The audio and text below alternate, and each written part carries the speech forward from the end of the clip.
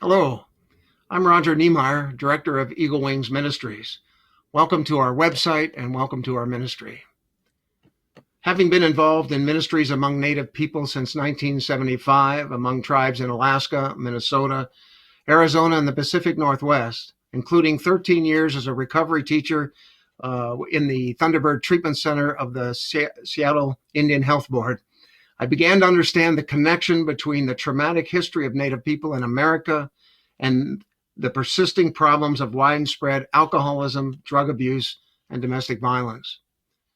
The more relationships I was privileged to have with many Native people, the more stories of abuse and trauma I heard. Horrific stories of families torn apart by alcoholism and that which usually accompanies it, domestic violence, in the form of beating, sexual abuse, emotional abuse, neglect, and deeply wounded souls as a result. Of course, this is not just found among Native people. It's true wherever people have experienced trauma or grown up in abusive situations. You've likely heard the expression, hurt people hurt people. We human beings do not handle pain well, which is the common experience in the world. And when deeply rooted pain continues unresolved in our souls, in the depths of our beings, we tend to live out from it and carry its effects into all our relationships. So pain perpetuates more pain, and hurt people tend to hurt others, even those we love. Unresolved pain leaves deep impressions on our souls. You could call them soul wounds. And time does not heal all wounds. It only manages to bury them in a very shallow grave. The Creator made our hearts and minds with a great capacity to remember, and not just to remember the facts of the incidents, but also the feelings they caused.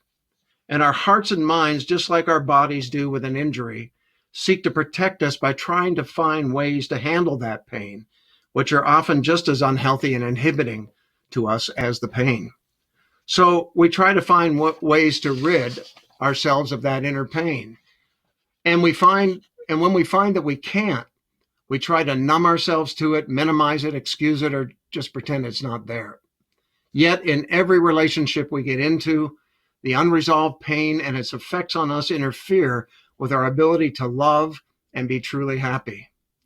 And the discord and even abusive ways we develop just add to our misery, ruin our marriages, our relationships with our children, our friends, and even our work relationships. Much of which psychology and psychiatry attempts to offer does not bring complete resolution to our pain. However, the Creator who made us, who designed our hearts and minds, He understands what pain does to us. And He alone understands how to fix that which has been broken and damaged. He alone has the ability to reach into our memories, into our hearts, into our souls, and actually remove our pain and heal our wounds. He's not interested in putting a Band-Aid on such deep wounds or providing some temporary relief without truly resolving the root issue. By His Spirit, even the same Spirit that was upon Jesus Christ, the healer of the brokenhearted, He can, through a process of personal prayer ministry, walk us through the details of our life story, our personal history of what's happened to us in our lives, and address those wounds from the hurtful, painful actions and words done to us over the years, and remove the pain and correct the unhealthy effects of that pain. The one who made us is perfectly able to fix us and to heal our hearts and minds from the damage done by the abusive actions of others.